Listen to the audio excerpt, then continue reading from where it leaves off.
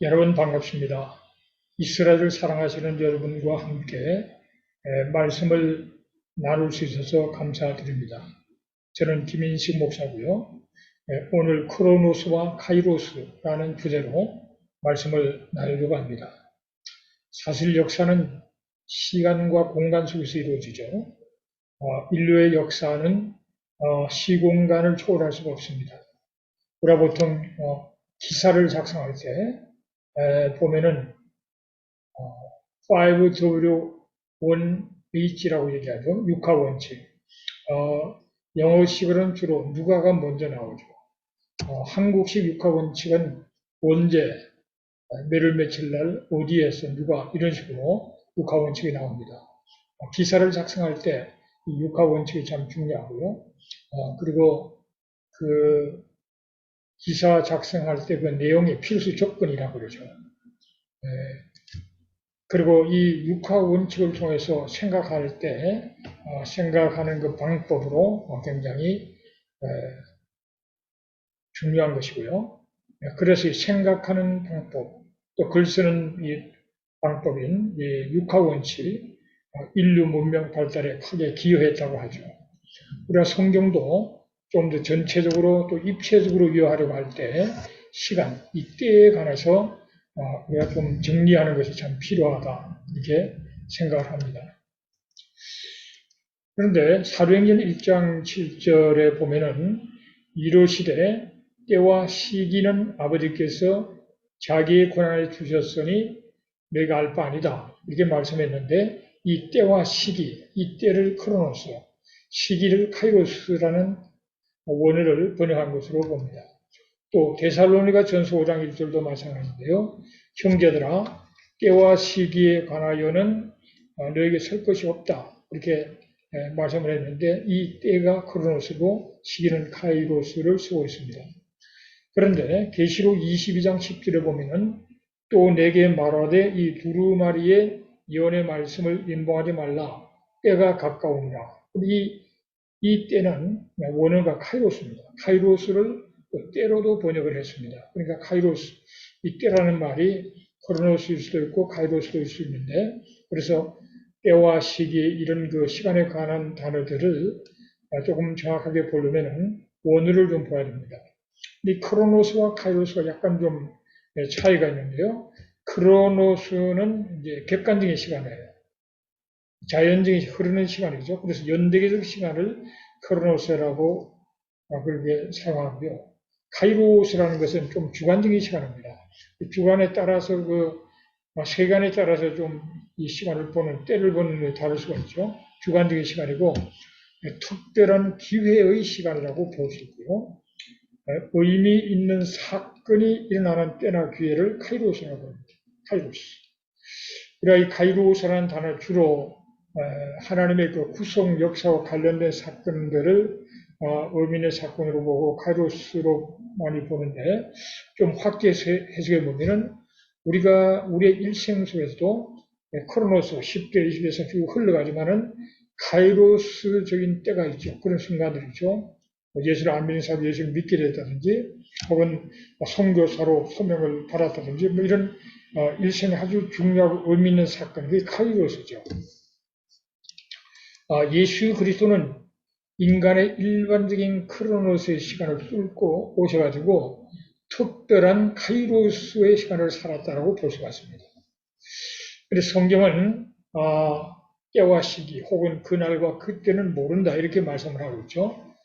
그러나 성경은 우리에게 진행 과정을 알려줍니다. 그리고 또 때를 분별할 수 있도록 해주죠. 그래서 우리가 성경 전체를 입체적으로 바라보려면 연대기를 소홀히하면 안 된다. 그런 말씀을 드리고 싶습니다. 근데 성경 연대기를 생각할 때 우선 떠오르는 분이 그 제임스 어셔라고 16세기, 17세기 사람인데요. 아일랜드 대주교로 아주 훌륭하신 분입니다. 아담과 이브 우주의 창조를 그는 그분 계산은 BC 4004년으로 그렇게 계산을 합니다. 또 프로이드 놀렌 존슨은 이 시대 사람인데 의학성경 연대기를 썼는데 아담과 이브 우주의 창조를 어셔처럼 BC 4004년으로 그렇게 설명을 하고 있는 것을 봅니다. 젊은 지구 창조론자죠. 지질학, 과학, 수학, 신학 뭐 다양한 공부를 하신 분인데 서든 베프티스트로서 좀 굉장히 근본주의적인 그런 입장이 있는 분인데요. 이제 일반적으로 좀 이 사천사는 창조설에는 반대 의견들이 많고 주류에서는 좀 인정하기 힘들어하죠. 그리고 참고로 알 필요가 있는데, 근데 오늘 제가 나누고자 하는 말씀은 창조연대보다도 타락연대를 중심으로 정리를 하려 해보려고 합니다. 왜냐하면 타락 전에는 불멸의 존재이기 때문에 나이 계산이 이런 의미가 없었죠. 뭐 영원히 사는데 뭐 나이가 계산할 필요 없죠. 그런데 이제 타락함으로써 이제 죽음이 왔죠. 죽음이 왔고 나이를 계산하게 되는 그런 시간 세계속으로 들어왔다고 볼 수 있습니다. 그러니까 타락한 이후로부터는 이제 나이가 이제 카운트가 되는 거고 죽을 때까지가 죽는 그때까지가 그 나이잖아요. 자, 창세기 5장 1절에서 3절을 보면은 아담의 계보, 족보가 나옵니다. 이것은 아담의 계보를 적은 책이니라. 하나님이 사람을 창조하실 때에 하나님의 모양대로 지으시되 남자와 여자를 창조하셨고 그들이 창조되던 날에 하나님이 그들에게 복을 주시고 그들의 이름을 사람이라 일컬으셨더라. 아담은 130세에 자기의 모양, 곧 자기의 형상과 같은 아들을 낳아 이름을 셋이라 하였다.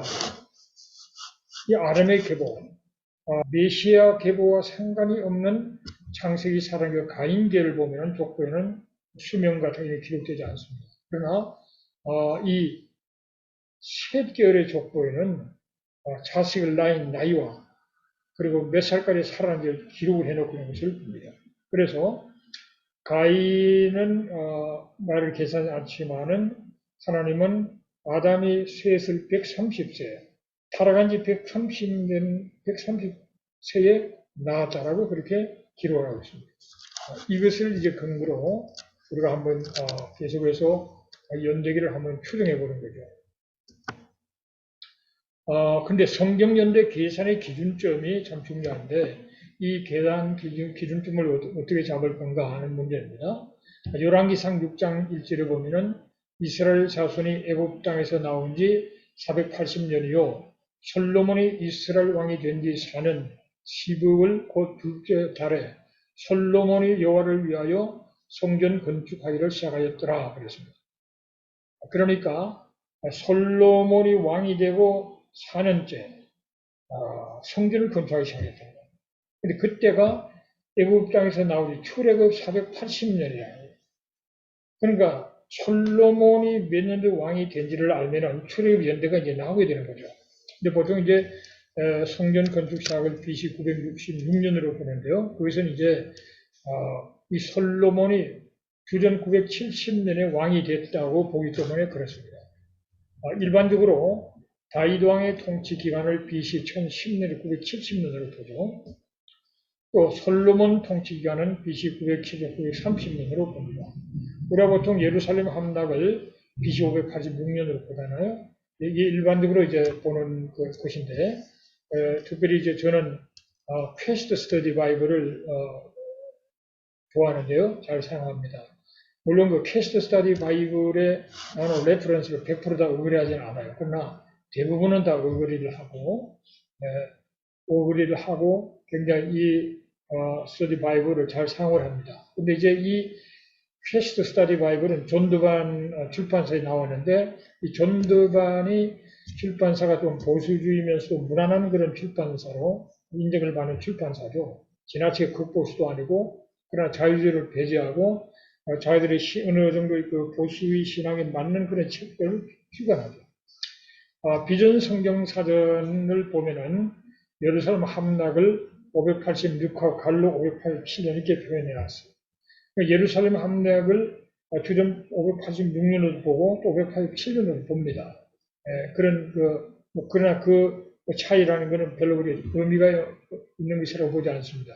이 캐스트 스터디 바이블은 지금 다이란 통치기간, 솔로몬 통치기간 이런 함락을 지금 여기 나오는 이대로 퀘스트 스타디 바이블에서는 이 연대를 사용하고 있는데 가장 리저너블하다, 무난하다 이 근거를 보면 되겠다는 저는 생각을 하고 이 스터디 바이블에 나오는 연대를 중심으로 이제 계산을 해보는 겁니다. 100세 정리해 보면은 성전 건축 시작이 주전 966년, 출애굽 후 그때가 480년이기 때문에 합치면은 주전 1446년이 출애굽 해가 되고 아브라함은 100세 이삭을 낳고 이삭은 60세 야곱을 낳고 야곱은 130에 이주를 했고 애굽생활 430이 했으니까 아브라함 출생은 주전 2166년이라는 게 나옵니다. 이 정도는 출애굽 연대와 아브라함 출생 연대는 우리가 기본적으로 기억을 하고 성경을 가르칠 때나 설교할 때 사용하는 것이 좋다고 봅니다. 그러면 이제 아담 족보 창세기 5장에 나오는데요. 아담 족보 이제 세 계열이 이제 결국 세 계열을 통해서 뭐 노아, 셈 쭉 해서 이제 아브라함이 등장이 되잖아요. 그리고 아브라함 후손으로 메시아가 오기 때문에 이 계보를 굉장히 정확하게 표현을 하고 있는데 그냥 마태복음이나 누가복음에 나오는 족보 이거랑 다릅니다. 몇 살에 나왔다는 게 정확하다. 몇 살에 나왔다 그러면은 그 뭐 1, 2년도 가감할 수가 없죠. 그거 나은 거죠. 성경 말씀이 그러자고 하니까. 그러니까 아담이 130에 셋을 낳았어요. 그리고 셋은 105세 에노스를 낳았습니다. 그럼 아담이 타락한 지 130년 만에 셋을 낳았고 셋은 에노스를 그러니까 235년에 에노스를 낳은 거죠. 에노스는 90에 게나는 70에 마할랄을, 야벳은 160에 에녹은 65세 무두셀라를, 무두셀라는 187년에 라멕을, 라멕은 182년에 노아를 낳았어요. 그러니까 라멕이 노아를 낳을 때가 1056년째인 거예요. 타락한 지. 그리고 이제 노아는 502년에 셈을 낳게 되는데 요거는 약간의 보충 설명이 필요합니다. 502년이라는 걸 502년입니다. 502년인데 약간의 설명이 필요한데 그것은 노아는 창세기 5장 32절에 보니까 노아는 500세 된 후에 셈과 함께 야벳을 낳았더라고요. 500세 낳았다가 아니에요. 500세 된 후에 셈과 함께 야벳을 낳았다 그러니까 500세 낳은 것이 아니죠. 그럼 계산을 해보면은 창세기 11장 10절은 셈은 100세 곧 홍수 2년에 아르박사를 낳았다고 그랬어요. 그러니까 셈이 100세 때가 홍수 2년째, 그때가 100세였다는 거죠. 그러면 창세기 11장에 보면은 노아가 600세 되던 해에 큰 기쁨의 샘들이 터지며 하늘의 창문이 열려서 대홍수가 일어나게 돼요. 600세 때 대홍수가 있다고. 그러면 홍수 2년이니까 노아가 602살에 그때 셈이 100세였다는 거죠. 그렇죠? 셈이 100세 때가 홍수 2년이니까 노아가 602살 때 셈은 100세였어요. 그러면 결국은 노아가 502살에 셈을 낳았다는 거죠. 그래서 이제 502년이 나오는 거죠.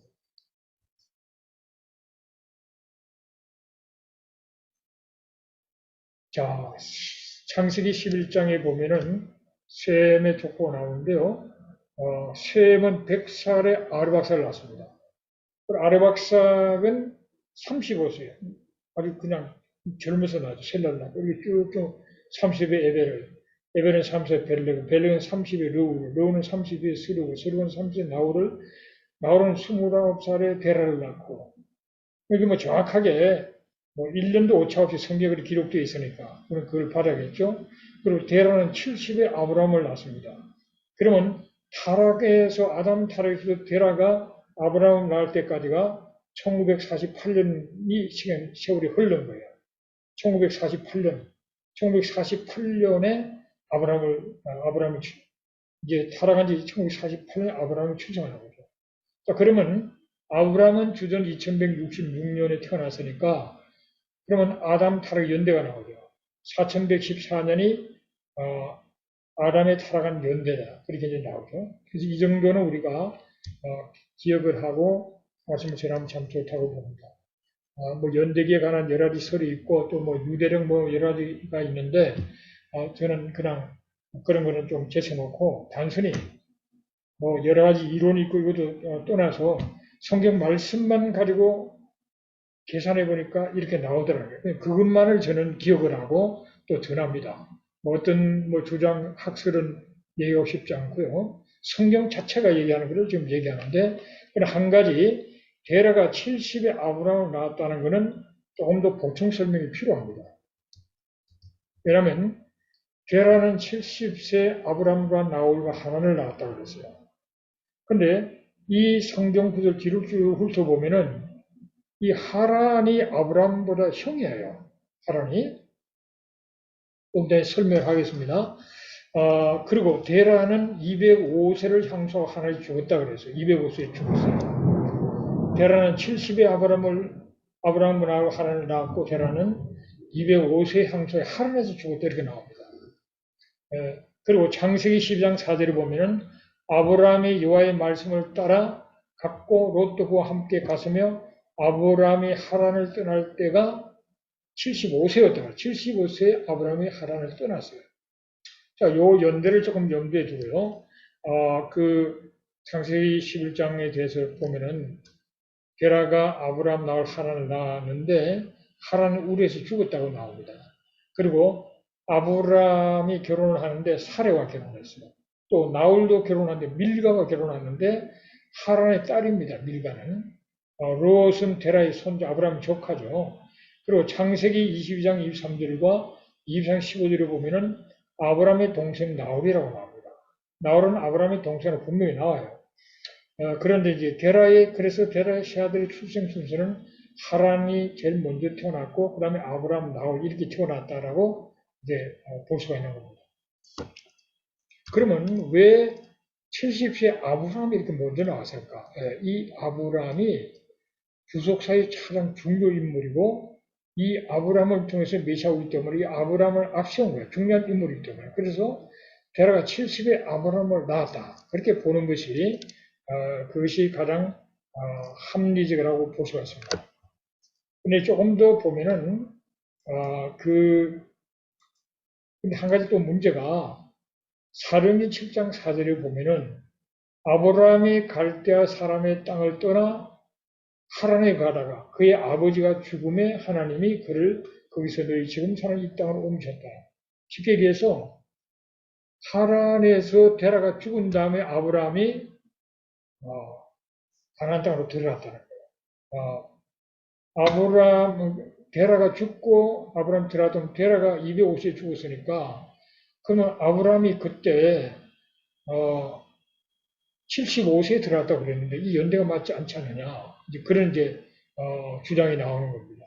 그래서 아브라함의 출생 연대 가지고 몇 가지 설이 있어요. 근데 우리가 여기서 기억해야 될 거는 아브라함이 죽었다는 것이 육체적인 죽음을 얘기하는 게 아니라는 거예요. 자, 예를 들면 고린도전서 15장 31절 형제들아 내가 그리스도 예수 우리 주 안에서 가진 바 너희에 대한 나의 사랑을 두고 단언하노니 나는 날마다 죽노라. 근데 이 죽음의 죽노라가 똑같은 그 단어를 쓰고 있습니다. 그 단어가 뭐냐면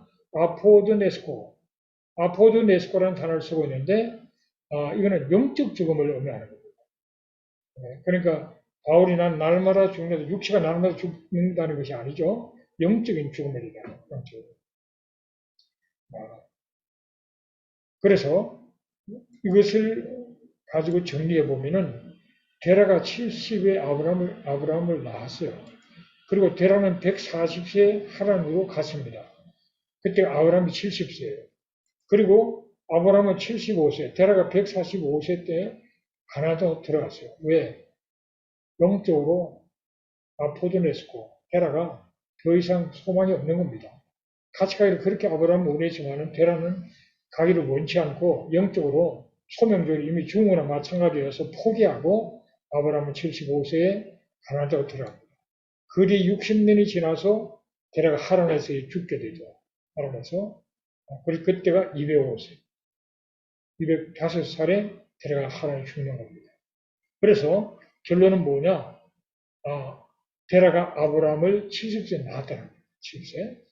그래서 정리하면은, 이제 이 정도는 우리가 평소에 암기를 해야 돼. 암송하고 있는 게 좋은데요.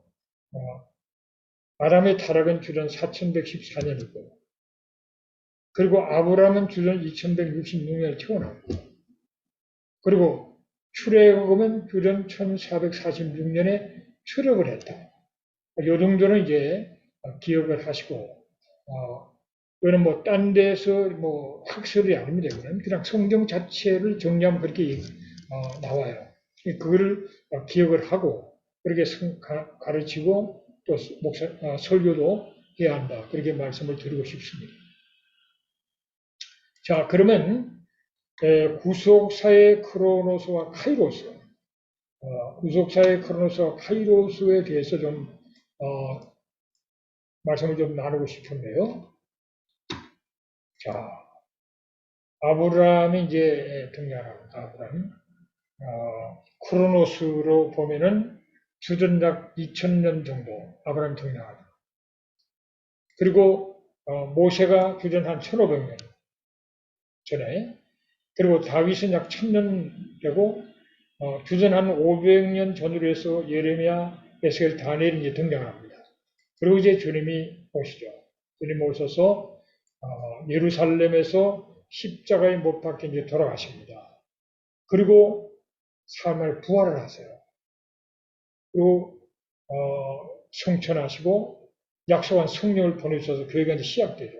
이 교회가 시작되어서 처음에 유대인 그리고 이제 점점 이방인 수가 차면서 교회가 이제 조직화되고 기독교 공인을 얻고 이제 국교가 되고 뭐 이러면서 약 한 주후 AD 한 500년경에 교황제도가 시작이 됩니다. 교황제도. 이때 이제 그레고리 1세가 교황 1세죠. 그 다음에 이제 동서교회가 주 약 1000년경에 분열이 됐더라고요. 그리고 이제 약 한 또 500년이 지나서 종교개혁이 1517년부터 이제 종교개혁이 시작됩니다. 요 고황제도와 그리고 이제 종교개혁 이 시대 이 사이를 보통 이제 중세라고 중세 이 중세 기간입니다. 1517년에서 430년이 지나서 유엔에서 이스라엘 건국을 허락을 하죠. 분할은 아니지만은 허락을 합니다. 그러니까 이스라엘 건국에 대한 그 국제법으로 가장 큰 세계적인 기관인 바로 유엔에서 허락한 투표해서 허락을 받고 그게 이제 430년이 지났어요. 보통 이제 430년 하면은 애국에 430이 있었잖아요. 430년 만에 거기서 이제 공식적으로 나오게 되면 이스라엘이라는 나라가 형성되는데 지금 430년이 종교개혁의 430년 후에 결국은 유엔의 허락 속에 그 다음에 1948년 이스라엘이 독립을 하게 되죠. 근데 종교개혁 그 이후에 주로 이제 청교도들이 이제 뭐 번역된 성경을 읽고 하다가 이스라엘 회복에 대한 얘기가 많이 나오는 것을 그들이 알게 되고 그러면서 그들은 열심으로 이스라엘 회복에 기도를 하죠. 그래서 430년이 지나서 유엔의 그 찬성 속에 이스라엘은 이제 독립을 하게 됩니다.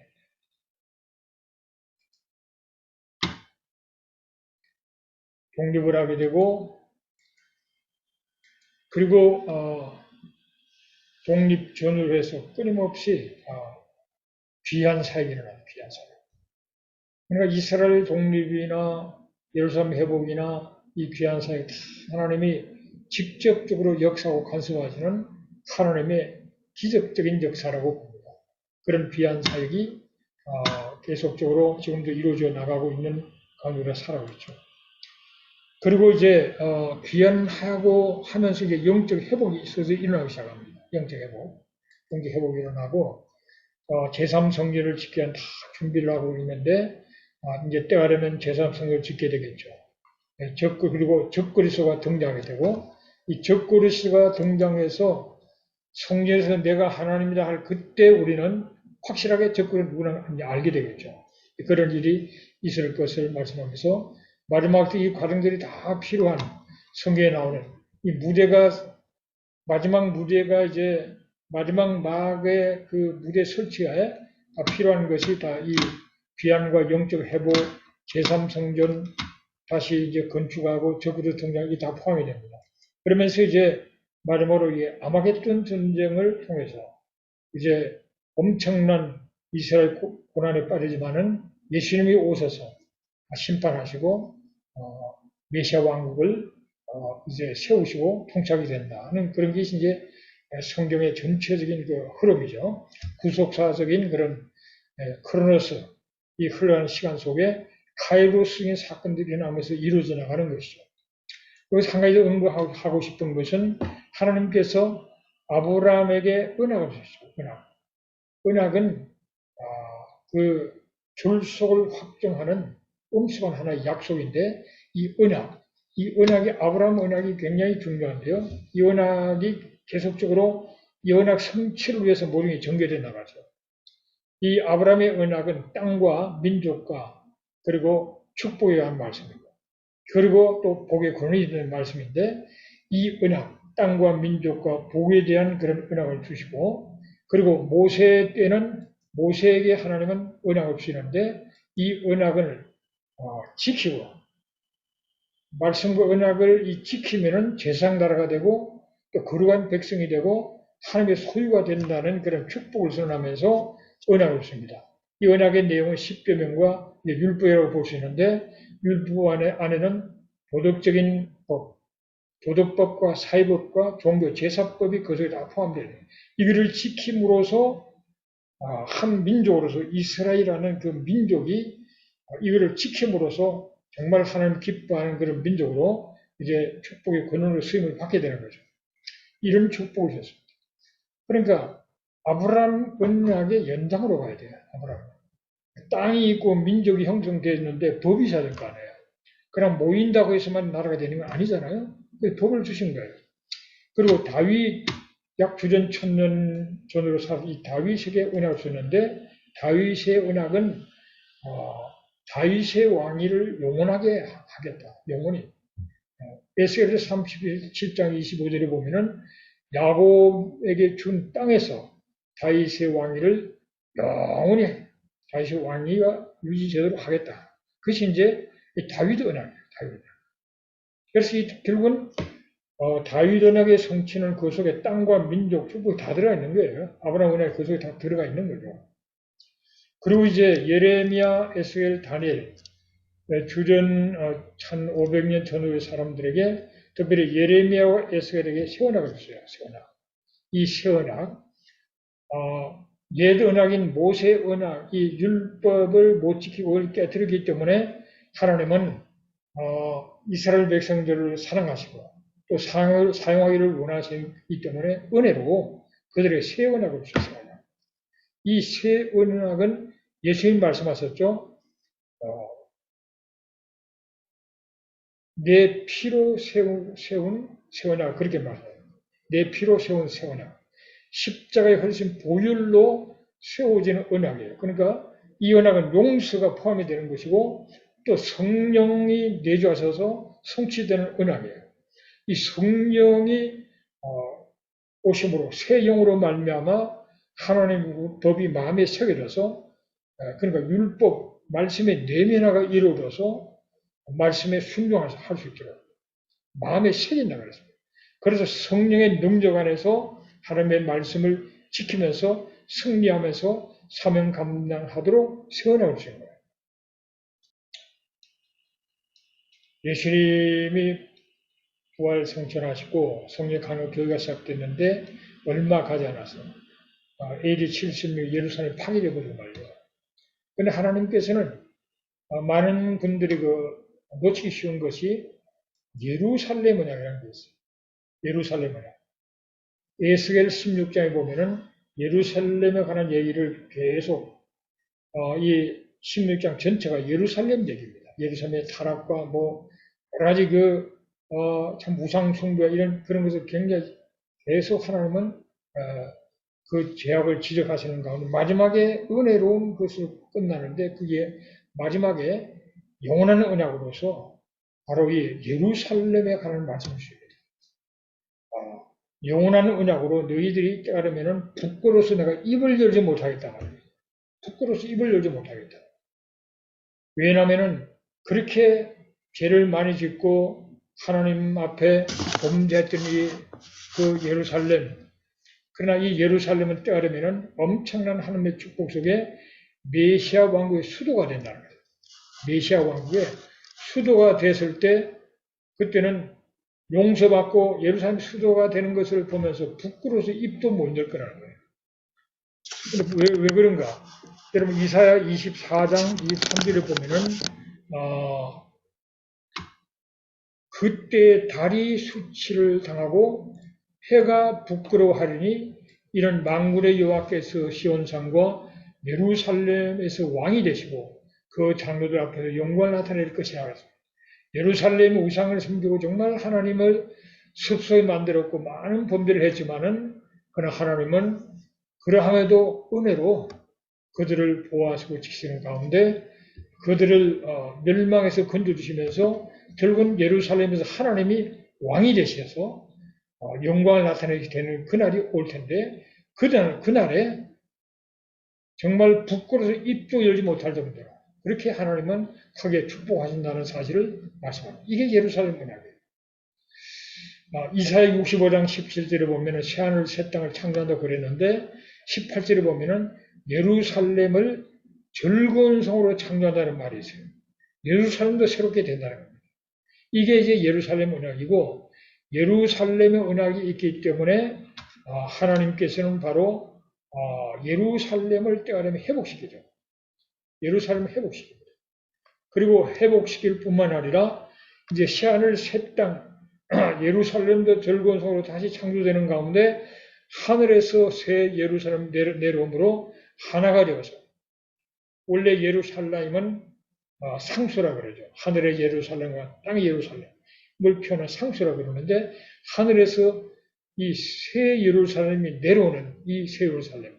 그래서 하늘에 있는 것과 땅에 있는 것이 통일된다는 에베소서 1장 10절의 말씀이 성취되면서 하나가 되는 거죠.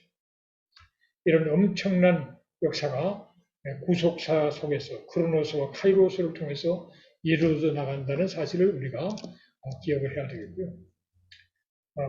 회복사적으로 보는 크로노스 카이로스를 한번 정리해 보면은 타락을 하죠. 주전 4114년에 아담하고 타락하고 그리고 주전 2166년에 아브라함을 부르시죠. 아브라함의 후손으로 메시아가 오기 때문에 아브라함을 등장시킵니다. 이때가 타락한 지 1948년 만에 아브라함을 이제 본격적으로 아브라함을 부르셔서 그 후손으로 메시아를 오게 하십니다.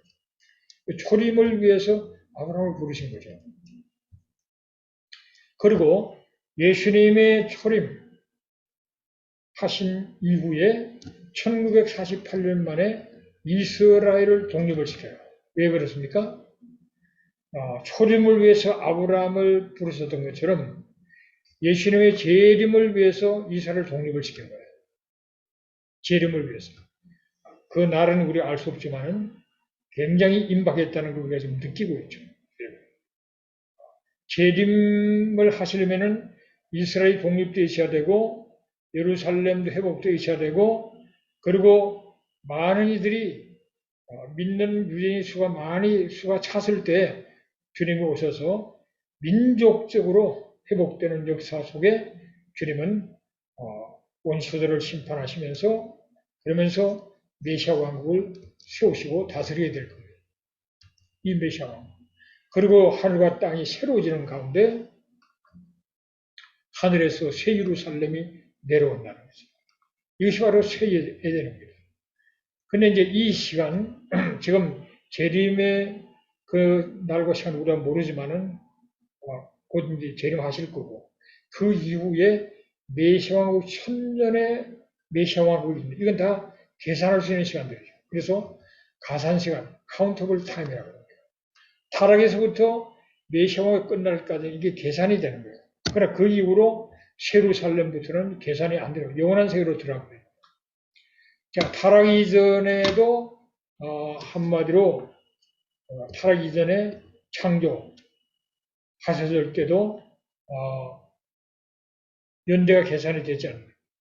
그리고 하나님은 에덴을 지었었는데 이 에덴은 결국은 타락에서 에덴에서 쫓겨났지만 하나님은 구속의 역사를 거치면서 결국은 회복시키는 거예요. 회복. 메시아 왕국을 통해서 에덴의 많은 부분을 회복시키지만 완전하지는 않아요.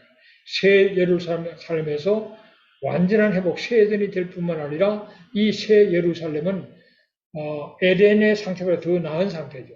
사탄이 없기 때문에 그런 상태로 나가게 되어집니다. 창조, 이 5가지 하나의 프로젝트로 설명을 해보면은 창조가 있었고 타락이 있은 다음에는 하나님은 약속의 말씀을 주십니다. 초림의 약속을 말씀을 주시고 또 재림의 약속을 주십니다. 그 약속을 따라 예수님이 오셨고 예수님이 초림하신 그 위에부터는 이제 구속의 시간,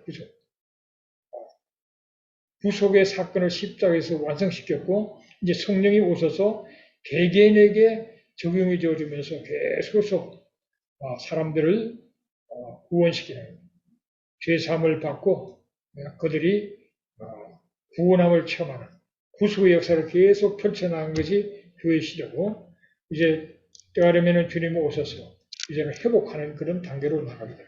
회복. 여자 후손은학을 돌아가셔서 이 언약 성취로 메시아가 오시고 구속의 역사가 펼쳐지는데 모세 때에 하나님은 레위기에 보면은 절기를 주셨죠. 이 봄의 절기, 유월절, 무교절, 이 초실절 때는 예수님의 초림으로 이것이 성취되어졌죠. 유월절 어린 양으로 십자가에 못 박혀 돌아가셨고 부활하심으로 말미암아 초실절, 이 봄의 절기를 성취시켰습니다. 그리고 절기는 앞으로 올 하나의 그 구속의 그 사건을 예표하는 하나의 그 예표 내지는 상징하는 것이 이제 절기인데 이 절기를 지키면서 초림을 바라보면서 절기를 지켰고 이 봄의 절기는 성취되고 오순절날 성령이 강림함으로 말미암아 교회 시대가 펼쳐지면서 계속 성령의 역사 속에 구속의 일들이 일어나는 교회 그런 그 단계로 나가게 되고 그리고 이제 가을의 절기인 나팔절 속죄 이것은 바로 주님이 오심으로 하나님의 나팔소리와 함께 주님이 강림하시고 그리스도 안에서 죽은 자들이 먼저 일어나고 살아남은 자도 변화가 돼서 하늘로 공중에서 주를 영접하게 되는 휴거 사건이 있을 것을 말합니다. 이제 그러면서 이 속죄를 통해서 많은 유대인들이 죽기로 돌아올 뿐만 아니라 또 심판을 받게 되는 그런 때를 거쳐서 이제 천년왕국, 초막절이 상징하고 예표하는 바로 천년왕국으로 들어가게 되는 그런 역사가 있다는 것을 우리가 알게 됩니다. 그래서 우리는 그 초림과 재림 사이에서 우리는 살아오고 있는데 그 시간표도 이미 우리가 이스라엘의 독립을 하고 이스라엘 독립 이후에 예루살렘 회복이 되었고 이 재림 사이 요 시간을 우리가 살아오고 있는 거예요. 요 시간을 우리가 살아오고 있는데 요 시간, 이 때를 우리가 살아오고 있습니다.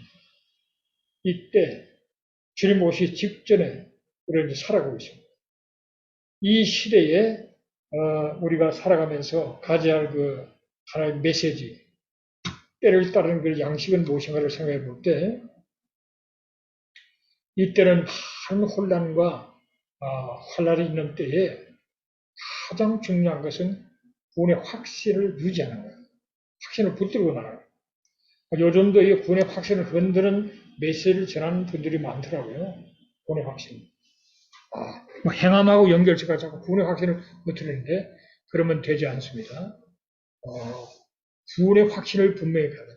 예수의 십자가 부활을 통해서 내가 이미 구원을 받았다는 확신을 가지고 마지막 때 정말 구원의 감비를 가지고 살아가는 승리하는 비결이고요. 또 한 걸음 더 나가서 성령 충만한 것이 바로 이 마지막 때에 살아가는 하나의 성장하는 비결입니다. 성령 충만이라는 것은 회개하고 기도함으로써 우리가 성령 충만을 받을 수 있잖아요.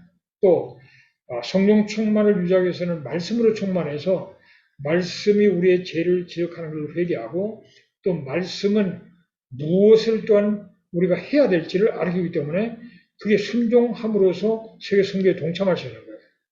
그래서 성령 충만한 가운데 성령의 열매를 맺고 성령의 갖가지 은사와 그 능력 속에 세계 선교를 감당해야 되는데 이 마지막 때는 특별히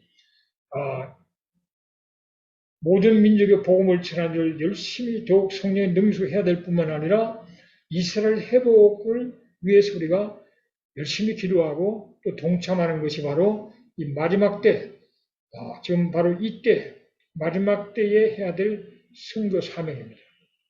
물론 그전에도 선교를 해왔지만 이 마지막 때는 이스라엘이 회복되는 것 때이기 때문에 이스라엘 회복이라는 것은 고토로 유대인이 일단 돌아야 되기 때문에 이 유대인들은 전 세계 흩어져 있잖아요. 100몇 개가 흩어져 있다 그러는데 그것이 또 흘러서 거의 한 150 국가에서 그들이 돌아와야만 되기 때문에 이 일은 전 세계 흩어진 선교사들이 가장 앞장서서 감당해야 될 일이고 또 디아스포라 4,500 교회가 감당해야 될 일이에요.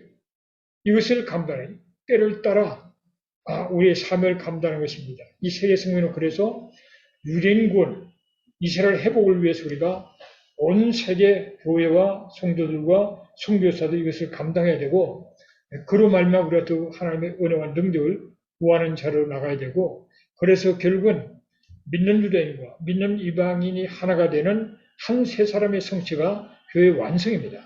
그리고 우리는 정말 신랑을 맞이할 그 신부로 단장을 해야 되는데 신부 단장이 딴 게 아닙니다. 여러분. 우리의 분명한 확신을 가지고 마지막 때 혼란할 때 흔들리지 말고 늘 성령 충만하고 말씀 충만한 가운데서 능력 있게 세계 선교 사명 모든 민족의 복음을 전하고 이스라엘 회복을 위해서 헌신하는 그것이 바로 사명을 갖는 그것이 바로 신부 단장하는 거예요. 그건 늘 회개하며 늘 성령 충만을 구하는 가운데 우리가 거룩한 세마포 아름다운 그런 수가 놓여 있는 그런 참 아름다운 신부로 단장의 주님을 맞이하게 되는 겁니다. 그래서 마지막 때 원하신 성령 충만 세계 선교를 집중하는 그런 교회가 되고 또 선교적이 되어야 되고요. 요엘서 3장 28절을 보면은 그 후의 내용을 만민에게 부여주려니 너희 자녀들이 장래 일을 말할 것이며 너희 늙은이는 꿈을 꾸며 너희 젊은이는 이상을 볼 것이고 내용을 남종과 여종에 부어준다는 이 말씀을 베드로가 사도행전 2장에서 인용했지만은 그러나 이 말씀의 적용은 일부밖에 되지 않았어요. 하늘과 땅에 참 이적을 하늘과 땅에 베풀고 피와 불과 연기 기둥이 보이는 이런 천체 변화가 엄청난 사건을 이제 상징적으로 표현을 한 거라고 보는데 이런 사건은 초대교회도 없었던 사건입니다. 앞으로 이제 크고 두려운 날이 여호와의 크고 두려운 날이 이제 올 텐데 그 직전에 이런 엄청난 사건들이 일어난다.